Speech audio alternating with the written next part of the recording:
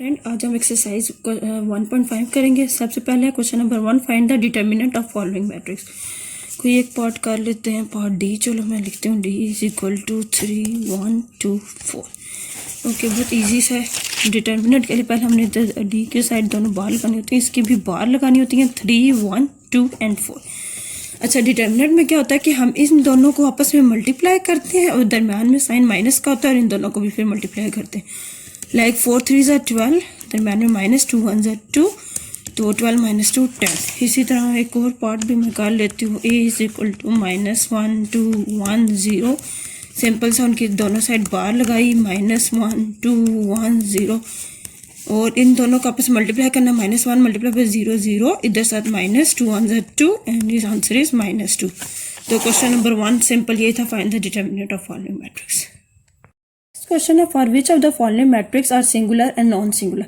अच्छा, सिंगुलर ये होता है कि जब हम किसी का डिटर्मिनेंट लेते हैं, अगर तो वो 0 आ गया तो हम लोग कहेंगे कि हमारा जो मैट्रिक्स है वो सिंगुलर है। अगर 0 के अलावा कुछ भी आ गया, 6 7 कोई भी वैल्यू आ गई तो नॉन सिंगुलर। तो हम लोगों ने फाइंड करना है कि कौन सा सिंगुलर है कौन सा नॉन सिंगुलर। तो पार्ट ए मैं लिख रही हूँ, क्वेश्चन नंबर 2 का ये जो पार्ट ए है, देखते हैं अगर तो इसका 0 आ गया तो क्या होगा, सिंगुलर। अगर 0 के अलावा कुछ आया है तो फिर नॉन सिंगुलर। ठीक है, पहले दोनों साइड बाहर लगा ली, 3 2 6 और 4। 3 4 ज़ा 12 और दरम्यान में क्या था, -6 2 ज़ा 12। तो देख लें इसका आंसर 0 आ गया, तो हमारा ये पार्ट कौन क्या है, सिंगुलर। ठीक हो गया। अब कोई और पार्ट कर लेते हैं। सी कर रही हूँ, सी है 7 3 -9 और 5। इन दोनों को आपस में मल्टीपल बार वैसे इतनी ज़रूरी नहीं है आप, लेकिन चलें लिखने अच्छी बात होती है, कुछ स्टेप मिस ना है। ये -9 है। ठीक है, इन दोनों को आपस में मल्टीप्लाई करना होता है। 7 5 ज़ा 35 माइनस इसका, और अब मैं ब्रैकेट इसलिए लगा रही हूँ कि इनके साथ भी -9 3 ज़ा 27, और ये देखें 35 माइनस माइनस प्लस 27। ये मतलब कोई वैल्यू है, 7 5 12 और 3 5 6 62 है, यानी कि ये नॉन सिंगुलर। 0 नहीं आया तो है हमारा ये जो मैंने जो पहला पार्ट किया था उसके आंसर 0 था, तो वो सिंगुलर है। और अभी जो मैंने पार्ट किया उसका 62 आया, तो ये नॉन सिंगुलर, तो पार्ट 2 भी हो गया। बस question number 3, find the multiplicative inverse if exist. अच्छा, ये जो लिखा हुआ है इफ एग्जिस्ट, इसका मतलब ये है कि हम लोग पहले हम डिटर्मिनेंट लेते हैं। अगर तो हमारा डिटर्मिनेंट 0 ना आए, अगर 0 आ गया तो हम कह लेंगे सिंगुलर है, वो एग्जिस्ट नहीं करता। अगर 0 के अलावा कुछ आएगा तो फिर हम फर्दर सॉल्व करेंगे। ठीक है, तो ये पार्ट ए कर रही हूँ, -1 3 2 0। इसका सबसे पहले तो मैं आपको इनवर्स का फार्मूला बताती हूँ, 1/, डिटर्मिनेंट इनटू एडजॉइंट ऑफ ए। ठीक है, सबसे पहले डिटर्मिनेंट ए, मैंने पहले आपको उसका तरीका बताया कैसे लेना है। -1 2 3 0, इन दोनों को आपस में मल्टीप्लाई किया, 0 आया, इधर माइनस और 3 2 ज़ा 6, तो ये क्या आ गया, -6, यानी कि ये नॉट सिंगुलर है। तो हम इसका आगे फर्दर सॉल्व करेंगे। उसके बाद है नई चीज़ें का ये adjoint of A. Adjoint of A का क्या होता है कि हम लोगों ने इन दोनों की डायरेक्शन चेंज करनी होती है, इन दोनों की डायरेक्शन और इनके साइन चेंज।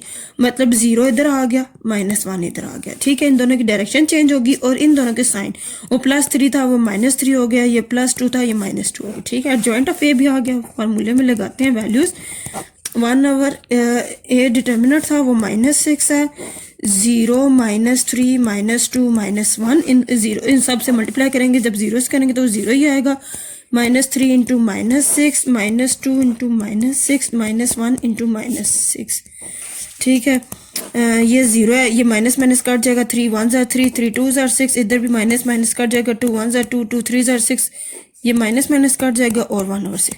ठीक है, ये हमारा क्वेश्चन सॉल्व आ गया। हमने मल्टीप्लिकेटिव इनवर्स फाइंड कर। पार्ट है सी, वो है -2 3 6 और माइनस। मल्टीप्लिकेटिव इनवर्स के लिए हमने सबसे पहले क्या करना होता है, उसका डिटर्मिनेंट लेना होता है। इधर ए लिख रही थी, सॉरी सी लिखेंगे, -2 3 6 -9। ओके, इन दोनों को करना है माइनस माइनस प्लस, 9 2 ज़ा 18, दरम्यान में -6 3 ज़ा 18 18 -18। अब देखिए कि हमारा क्या आ गया, सिंगुलर। तो हम लोग कह लेंगे कि मैट्रिक्स आर सिंगुलर्स, मैट्रिक्स जो है वो सिंगुलर्स है, मैट्रिक्स आर सिंगुलर्स। ऐसे आप रीजन थोड़ी सी लिख लेना, सो इनवर्स नॉट पॉसिबल। ठीक है, ऐसे सो इनवर्स नॉट पॉसिबल। ठीक है, फिर आपने ये क्वेश्चन आगे इधर ही छोड़ देना, आगे फर्दर सॉल्व नहीं करना क्योंकि हमारा ये 0 सिंगल। क्वेश्चन नंबर 4, ये 2 क्वेश्चन जो है ना पार्ट, ये बहुत इंपॉर्टेंट है, काफी दफा पेपर में ये आ जाता है, यही आ जाता है। ओके, हम सॉल्व करते हैं। ए क्वेश्चन लिख रही हूँ, adjoint of A is equal to adjoint of A into A और is equal to determinant A into Y. अच्छा, इसमें हम तीन साइड है, यानी लेफ्ट हैंड साइड भी है, मिडिल हैंड साइड भी है, राइट हैंड साइड भी। तो सबसे पहले मैं ले रही हूँ लेफ्ट हैंड साइड, उसमें है ए इंटू जॉइंट ऑफ ए। अच्छा, ए की वैल्यू लिख लेती हूँ, ए की वैल्यू है 1426। इसका जब हम एडजॉइंट लेंगे, एडजॉइंट ऑफ ए मैंने बोला था इन दोनों की डायरेक्शन चेंज हो जाती है, 6 1 हो जाता है और इनके साइन -2 -4। ठीक है, अब एडजॉइंट ऑफ ए ले लिया। अब हमने क्या करना है, इसको ए के साथ मल्टीप्लाई करना है, यानी ए इंटू एडजॉइंट ऑफ ए। पहले ए की वैल्यू लिखेंगे, वो है 1426, और साथ इसी तरह जॉइंट ऑफ ए की वैल्यू है 6 -2 -4 और 1। अच्छा, मल्टीप्लाई का मैंने पिछली वीडियो में आपको बताया था कि फर्स्ट रो को फर्स्ट कॉलम के साथ करना होता है, फिर फर्स्ट रो को सेकंड कॉलम के साथ। ठीक है, हम स्टार्ट करते हैं।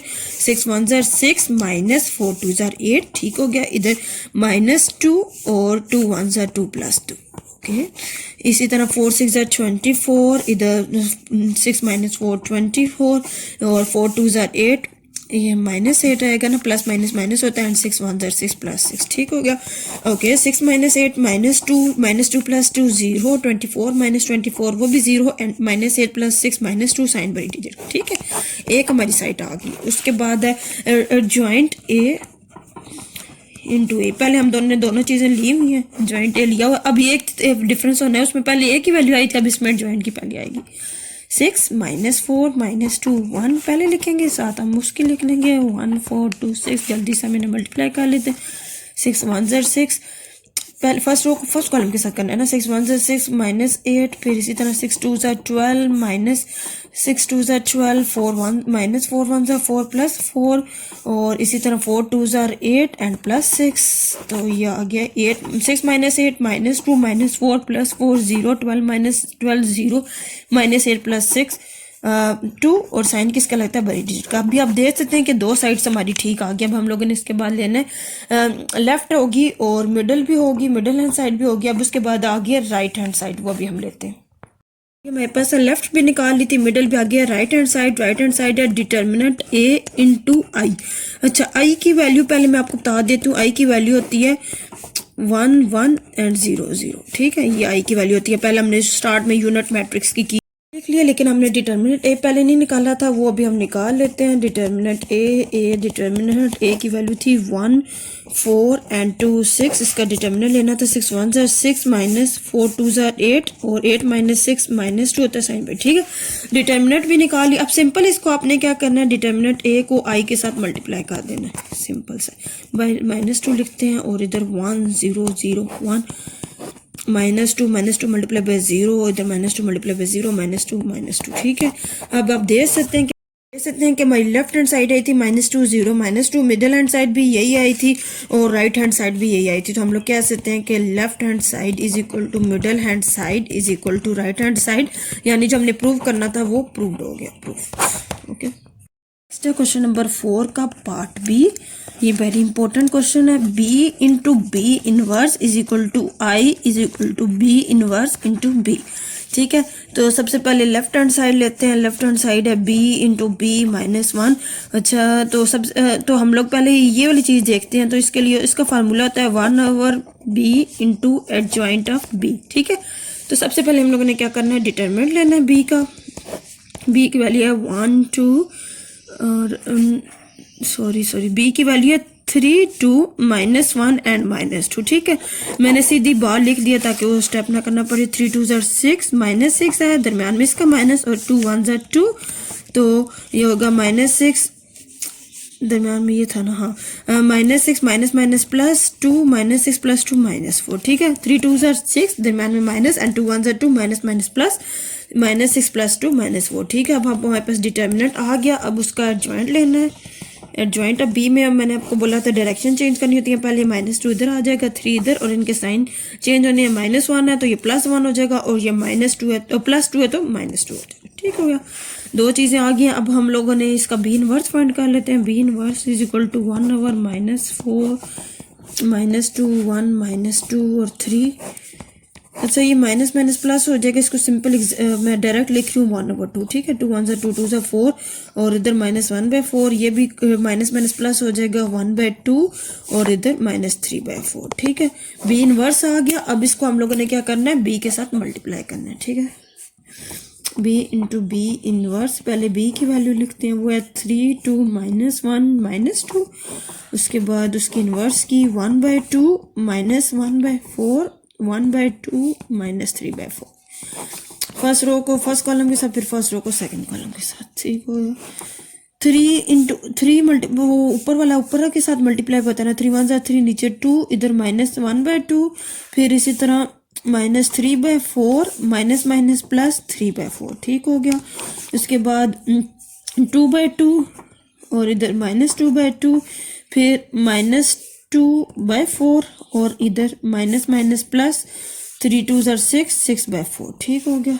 इधर से इनका एलसीएम लेंगे तो जब अब हम एलसीएम लेते हैं 2 2 होता है, 3 -1 हो जाएगा, इधर 2 1 2 होता है ना, और ये तो माइनस प्लस 0, इधर भी 2/2 1 -1 0 ही होता है। इनका भी एलसीएम ले लेते हैं, 4 -2 + 6, तो इधर मैं आपको करके दे देती हूँ। इधर देखें, जब आपको बनेगा 2/2 बनेगा, वो हो जाएगा 1, इधर 0 0, इधर भी 6 -2 4 4/4 जब बनेगा तो क्या हो जाएगा 1, तो एक साइड हमारी आ गई, ठीक है। हमारे पास आई और आई की हमें वैल्यू पता है 1 0 0 1, ठीक है। ये सिंपल हमने इसकी वैल्यू लिखनी है, 2 स्टेप्स हो गए। और उसके बाद राइट हैंड साइड है बी इनवर्स इंटू बी, पहले हमने फाइंड किया हुआ, बस एक चेंजिंग करनी है डायरेक्शन की। पहले हम बी इनवर्स की वैल्यू लिखते हैं, वो हमारे पास आया था, हाँ ये आया था 1/2 -1/4 1/2 -3/4, ठीक है। और साथ बी की लिखनी है, बी की हमारे पास है 3 2 -1 -2। इस फर्स्ट रो को फर्स्ट के साथ 3/2 -2/4, फिर -1/2 माइनस माइनस प्लस 2/4, फिर इसी को 3/2 और ये 3 2 6 -6/4, इनको आपस में किया -1/2 माइनस माइनस प्लस 3 2 6 6/4, ठीक हो गया। इनका एलसीएम लेते हैं तो 4 हो जाएगा, 2 2 4 3 2 6, इधर से एलसीएम लिया 4 1 4 2 ही आएगा। इनका जब आप एलसीएम लेंगे तो 2 2 4 -2 एंड 4 1 4 2, ठीक है। इसके बाद इधर इनका भी एलसीएम लेंगे तो 2 2 4 3 2 6 और 4 1 4 और 6, इधर इसका भी एलसीएम लेंगे तो 2 2 4 -2 एंड 4 1 4 6, ठीक हो गया। अच्छा 6 -2 4/4, वो क्या हो जाएगा 1, इधर -2 + 2 0/4, वो क्या हो जाता है 0, इसी तरह इधर भी 0/4, वो क्या हो जाएगा 0, एंड -6 + 2 वो 4/4 1। तो आप देख सकते हैं कि हमारी जो लेफ्ट हैंड साइड आई थी वो भी यही आई थी 1 0 0 1, और आई की तो वैल्यू भी यही होती है, और राइट हैंड साइड भी यही आई है। तो जानी जो हमने प्रूव करना था वो प्रूव हो गया। Question, determine whether the given matrix are multiplicative inverse of each other. Determine करें या कि मल्टीप्लिकेटिव इनवर्स हैं, यानी तो हमने क्या करना होता है कि ए, या तो हमने ए और इसको ए का लेट कर लेंगे, इसको बी, ए बी को मल्टीप्लाई करेंगे, अगर हमारी आइडेंटिटी के इक्वल आया यानी आई की वैल्यू के इक्वल आया तो हमारा हम कहेंगे मल्टीप्लिकेटिव इनवर्स है। और हम बी ए भी कर सकते हैं और ए बी भी। तो हम लोग पहला क्वेश्चन है वही ए के कर लेते हैं, दोनों सेम ही है, 3 5 4 7 और 7 -4 -5 और 3।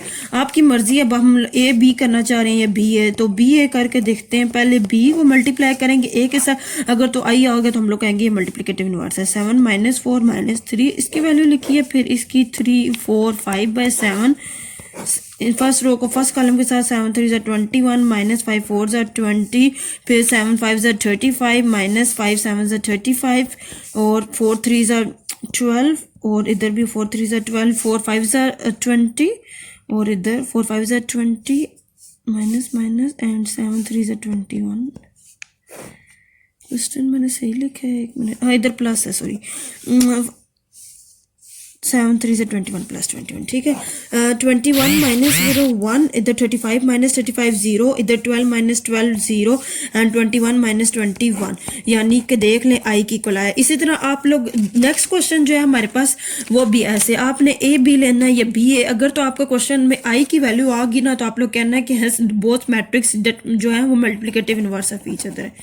क्या कहना है कि multiplicative inverse of each other, ठीक है। आपकी मर्जी है, ए बी भी ले सकते हैं और बी ए भी, बस आपका आंसर आई के इक्वल आना चाहिए, बस इसको बस लास्ट क्वेश्चन है, क्वेश्चन नंबर सिर्फ if A B and D then verify. A B और डी की वेरीफाई दी हुई है वैल्यूज और फिर हमें कहा है वेरीफाई करें ए बी मल्टीप्लाई उसका इन्वर्स। दोनों पार्ट देख लें सेम ही है, तो मैं कोई एक पार्ट कर लेती हूँ। पार्ट 2 आज करते हैं। पार्ट 2 है कि डी ए का इन्वर्स किसके इक्वल हो, ए इन्वर्स और डी इन्वर्स। ये भी क्वेश्चन इंपॉर्टेंट है, ठीक है। तो पहले हम लेफ्ट हैंड साइड लेते हैं। लेफ्ट हैंड साइड है डी ए का इन्वर्स। तो सबसे पहले हम लोगों ने क्या करना है, डी ए लेना, फिर उसके बाद इन्वर्स। डी और ए को आपस में मल्टीप्लाई करना है। मैं इधर डी की और ए की वैल्यू लिख लेती हूँ। डी की है 3 - 2 1 और 2 और ए की हमारे पास 4 - 1 0 2। सबसे पहले इनको मल्टीप्लाई करेंगे फिर इनका इन्वर्स लेंगे।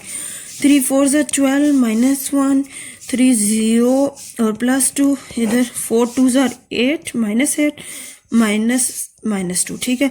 फिर इधर भी 0 एंड 2 + 2 4, ठीक है। इसका 12 - 1 11 0 + 2 2 -8 -2 -10 और उसके बाद क्या है 0 + 4, ठीक है। अब इसका आप लोगों ने डी ए ले लिया। अब उसके बाद डी ए का इन्वर्स लेना है। उसका फार्मूला होता है determinant D A adjoint of D A, ठीक है। तो सबसे पहले हम लोगों ने क्या करना है, डी और ए का डिटर्मिनेंट लेना है।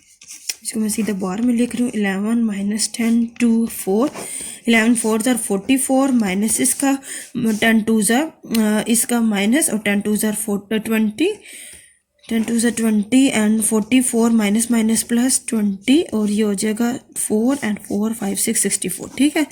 अब हम लोगों ने क्या कर लिया, इनका डिटर्मिनेंट ले लिया। उसके बाद एडजॉइंट लेना है। एडजॉइंट में क्या होती है, डायरेक्शन और साइन चेंज करने होते हैं।